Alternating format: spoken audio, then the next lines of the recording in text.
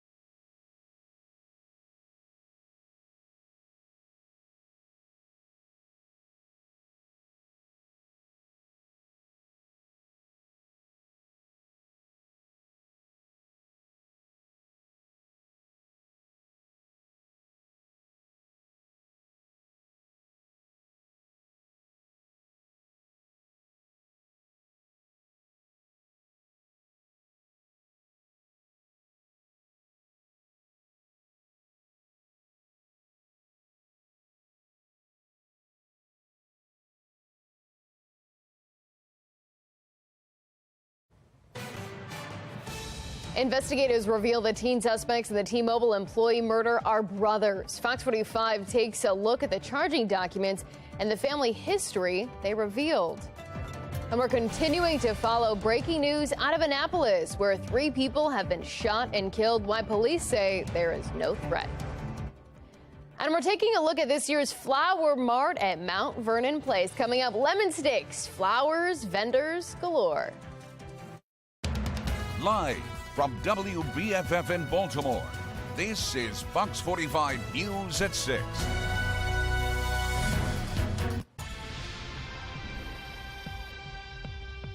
Good evening and thanks for joining us. I'm Mackenzie Frost in for Maxine Stryker. Tonight in a city in crisis, we are learning more about the suspects involved in last weekend's shooting at a Canton T-Mobile store. This is 18-year-old Arthur McCadden. He was arrested last night along with his 14-year-old brother in connection with the death of 23-year-old Fabian Sanchez Gonzalez. They're believed to be connected to several other armed robberies in other states. Tonight, we have obtained the charging documents that detail the moments leading up to that deadly armed robbery. Fox 45's Alexa Ashwell takes a look at those documents and the suspect's troubling family history.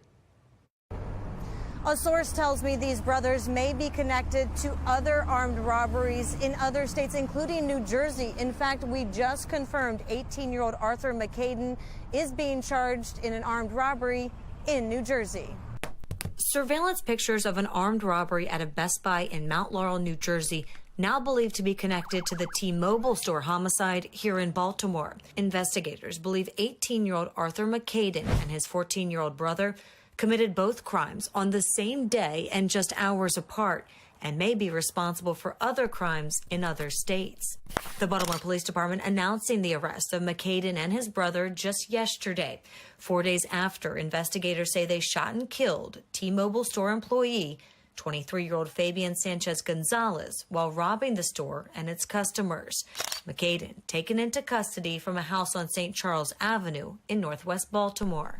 Charging documents obtained by Fox 45 News detailed detectives reviewed surveillance footage from inside the T-Mobile store and put out attempt to identify flyers to all law enforcement agencies. And a detective with the Baltimore County Robbery Unit identified the suspect in the blue tracksuit as Arthur McCaden.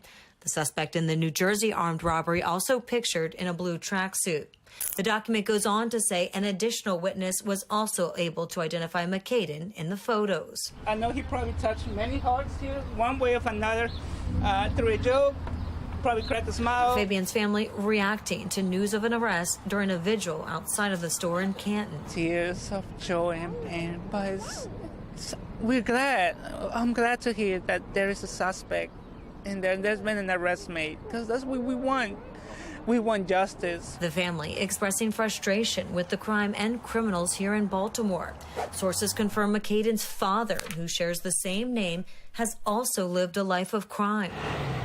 Court records showed just 2 months ago he was found guilty of murder in a quadruple shooting in West Baltimore back in December 2021. Police say he was arrested while committing another crime in Pennsylvania. His son's now facing a similar fate, as investigators piece together just how many crimes they believe the brothers may be connected to, and prosecutors prepare for their case. He was a family man. For the murder of Fabian Sanchez Gonzalez, a 23-year-old killed while simply working. Investigators are not identifying the 14-year-old due to his age. As for McCaden, he is due in court for a preliminary hearing related to the murder charge June 6. Reporting outside police headquarters, Alexa Ashwell, Fox 45 News. The case is just the latest example of questions surrounding the Department of Juvenile Services tasked with rehabilitating the state's youngest offenders. With a young life cut short and another accused of ending it, we sent a few questions to Baltimore's delegation in Annapolis asking, do you believe DJS is doing enough to help rehabilitate young people who have gotten involved in a life of crime? Has this latest violent incident involving a young person changed your view on the juvenile crime trend and how young offenders should be handled? And was it a mistake for lawmakers not to implement tougher penalties for young people who have committed violent crimes during the last legislative session? We did get a lengthy response from Delegate Marlon Ampry, who says former Governor Larry Hogan failed to properly fund and staff our corrections, probation, and parole systems, which increased recidivism and put communities and families at risk. His statement goes on to say the issues we have with DJS are a direct result of Hogan's mishandling of our entire correction system and proper collaboration with Baltimore. You can read the delegate's entire statement in this story on our website. Just head to foxbaltimore.com. Now, a Fox 45 News alert in 3, 2, 1. We're following breaking news right now from Annapolis, where 3 people have been shot and killed, according to police. That shooting happened in the parking lot of a hotel. Anne Arundel County police say this was a murder-suicide involving 2 men and a woman, but we don't know details at this time. They also say there is no immediate threat to the public. Fox 45 will stay on top of this breaking story, and any new information we get, we'll share it with you. Mackenzie. Kai, thank you. Making headlines tonight, Baltimore native and world boxing champion Gervonta Davis will not face jail time. The 28-year-old gets 90 days of home detention and 3 years of probation after pleading guilty to charges from a 2020 hit and run that left 4 people injured, including a pregnant woman. He was allegedly to have run a red light in his Lamborghini, crashing into a car. And a search is underway for a Pennsylvania teen believed to be in our area. Detectives in Oxford, PA, believe 17-year-old Emily Bell might be here in Baltimore with Sean Rossell. Anyone with information is asked to contact police. And a Prince George's County woman pleading guilty today to $500,000 fraudulent cell phone scheme. 39-year-old Denisha Thomas pleaded guilty to charges of wire fraud and aggravated identity theft. Officials say Thomas was part of a large conspiracy to obtain new cell phones by opening accounts in the names of at least 24 victims. She's set to be sentenced later this year.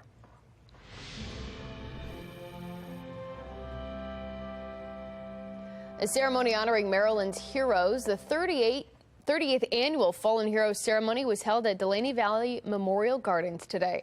First responders, their loved ones, and political leaders like Governor Wes Moore gathering to pay their respects to those that have died from injury or illness sustained in the line of duty. That includes Maryland police officers, firefighters, and others. Organizers say it's important to recognize those who gave everything to make their communities a better place. It's the way for Maryland to come together to show support to the families that will be here and to honor the fallen heroes who made the ultimate sacrifice. Organizers also say this is the only event of its kind in the state where all agencies are honored at the same time. And spring has sprung in Baltimore City. It's another year of Flower Mart, and it's happening right now. Fox 45's Amy Simpson headed to Mount Vernon Place to check out the event earlier today. Here in Mount Vernon for day 1 of Flower Mart, I found myself a lemon stick, but I also found one better, quite possibly the most photographed person here in Mount Vernon. We have Nathan Birch dressed up as a lemon stick. Why is the lemon stick synonymous with Flower Mart? It started with the Women's Civic League in 1911, and to raise money, they devised this lemon stick treat, which is survived all these years.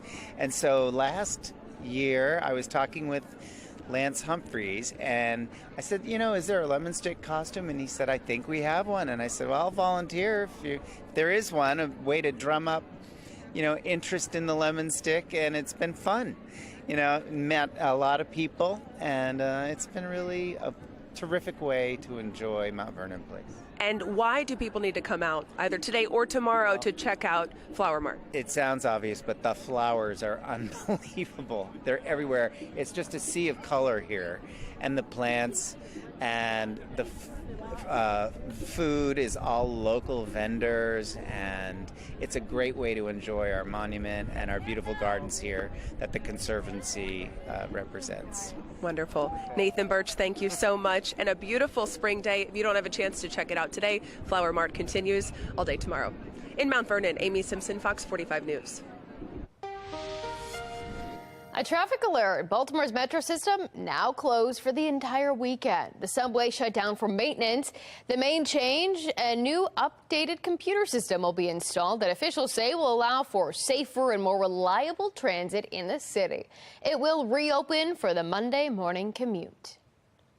You can also expect some delays if you're traveling the Bay Bridge tonight. One lane of the westbound span will be closed for at least 6 hours each night through Saturday. You can check the full closure schedule on our website, foxbaltimore.com. An Atlanta mass shooting victim leaves the hospital today. The latest on the conditions of the 4 survivors tonight. The subway slaying of a homeless man in New York setting off a debate amongst Democrats. I'm Janae Bowens in Washington. Coming up, I'll also tell you how the controversial death is shining a brighter light on big city crime. And if you're heading anywhere tonight, it looks pretty good with temperatures starting in the mid-60s, dropping to the mid-50s before midnight. I'll let you know how low the temperatures get and the warm-up that follows coming up in my full forecast.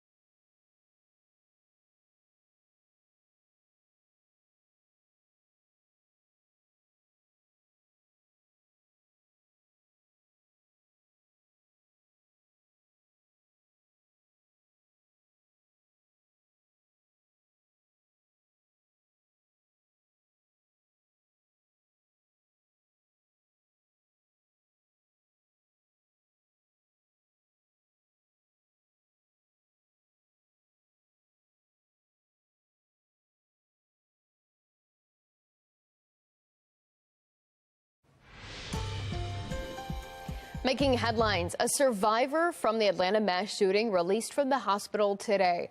4 women were injured and a 5th was killed when a man opened fire in a medical facility earlier this week. 2 patients are still in the ICU recovering from surgeries, and the 3rd is being transferred into regular care.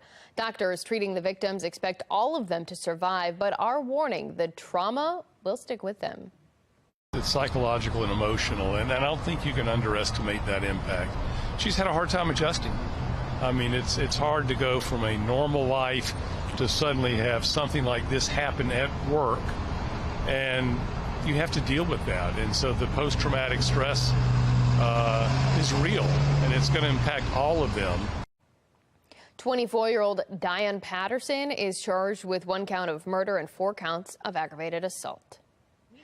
CDC Director Dr. Rochelle Walensky submitting her resignation today, just as the World Health Organization says COVID-19 no longer a global emergency. She'll serve through the end of June. Walensky held the position for a little over 2 years. She was sworn in on President Biden's first day in office. At that point, more than 400,000 Americans had died from COVID. U.S. regulators are weighing the first ever request to make a birth control pill available without a prescription. FDA officials are set to meet next week to review drug maker Perrigo's application. If approved, O-pill would become the first contraceptive pill sold on store shelves or online. However, in an initial review posted today, the FDA raised several concerns, including whether women with certain medical conditions could correctly identify that they could or may not be able to take the pill. The FDA will make its final decision this summer. And the killing of a homeless man on a New York City subway is dividing Democrats and has put the issue of big city crime back into the national spotlight. National correspondent Janae Bowens has the details. Controversy over the death of Jordan Neely grips the country. Police in video confirms Neely had been shouting at people on a New York City subway train when a group of riders tackled him, and one of them put Neely in a deadly chokehold.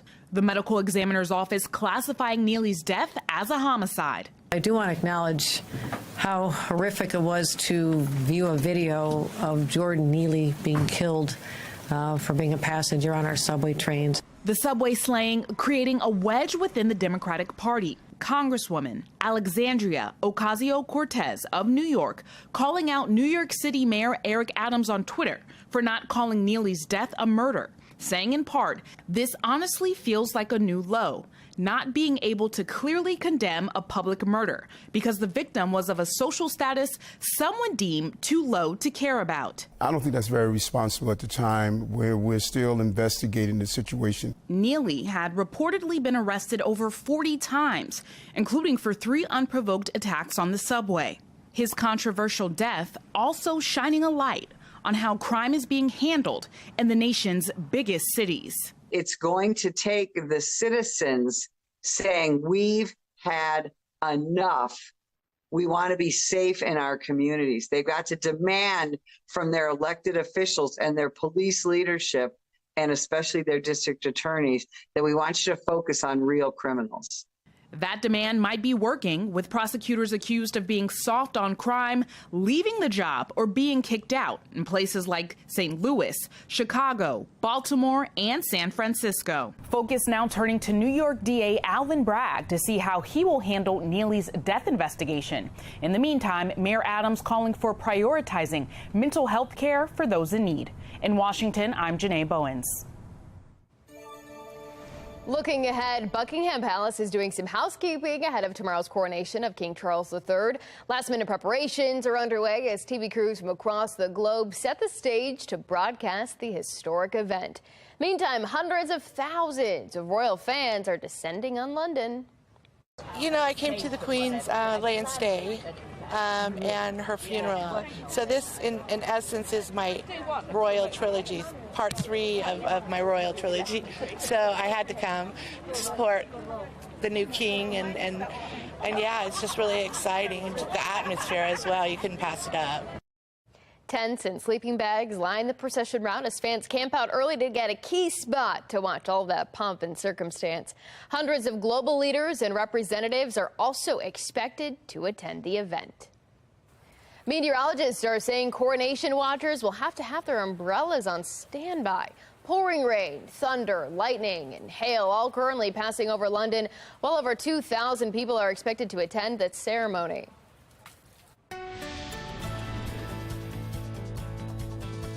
Here we've got a nice and quieter picture. You're taking a look over Baltimore and over Towson, where we're starting to see a little more sunshine. And on the HD radar, not too much happening, but we have a weather maker coming late this weekend, and that's going to lead to our next chance for a few showers. But still, a great evening to enjoy today and a great day tomorrow. 66 for the current temperature with mostly cloudy skies. Across the state, we are seeing mostly dry conditions, but there are a few spots of green indicating some very isolated showers around Westminster right now and a few toward the eastern shore, but the rest of us dry, and we are going to stay that way for the rest of the evening and overnight.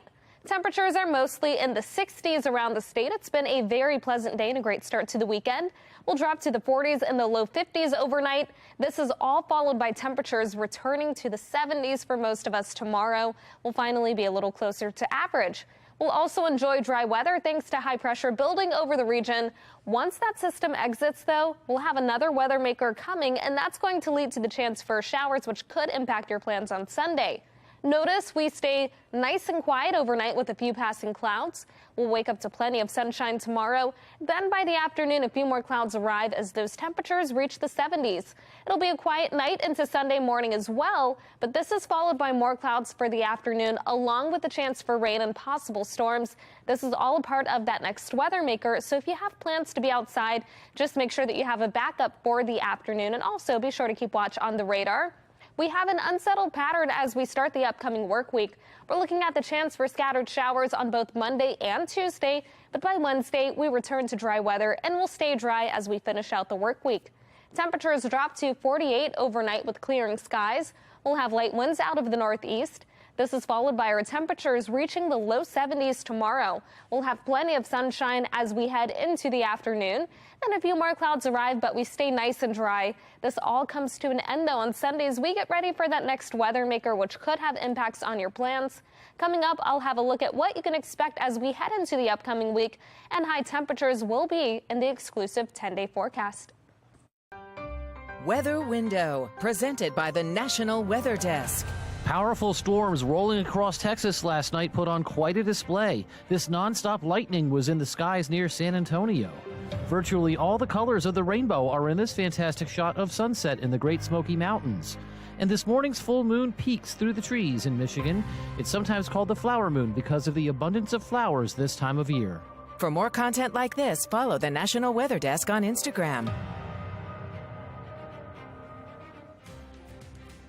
Kids as young as 8 years old could be trained to help save others. The battle over a Texas policy that would allow them to run bleeding stations in crisis scenarios.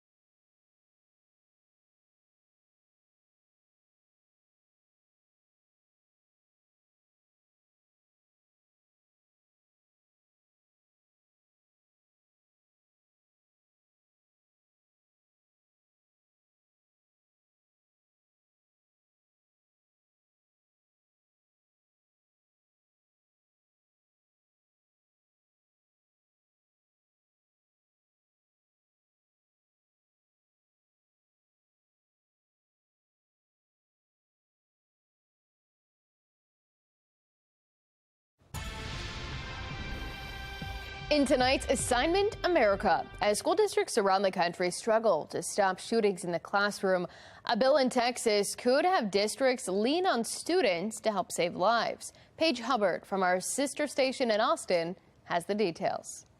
I don't want children exposed to this. I want them to be protected and in a bubble, but that's not how it is in this country. Cleo Patricic is co-founder of Save Austin Now and the mother of a 9-year-old. She says if House Bill 1147 passes into law, it could help save lives during a mass casualty event. We need to be prepared for mass shooting. They are happening, and in my opinion, frequently in this country. Democratic San Antonio State Representative Barbara Gervin Hawkins authored the legislature, which would allow third graders and older to be trained to oversee bleeding stations and give aid to those in need during an emergency. The stations would contain supplies such as chest seals, compression bandages, and tourniquets. For tornado watch, they prepare children for a casualty. And the quicker that you respond to a gunshot and stop the bleeding, the higher likelihood that you will save a life, even if it has to be a child that's trained in this. If we've gotten to the point where we need third graders to treat traumatic gunshot wounds on other children, we really need to take a step back and look at that. Dr. Christopher Hansen is a licensed counseling psychologist at ThriveWorks in San Antonio. He says bleeding stations aren't a bad idea, but feels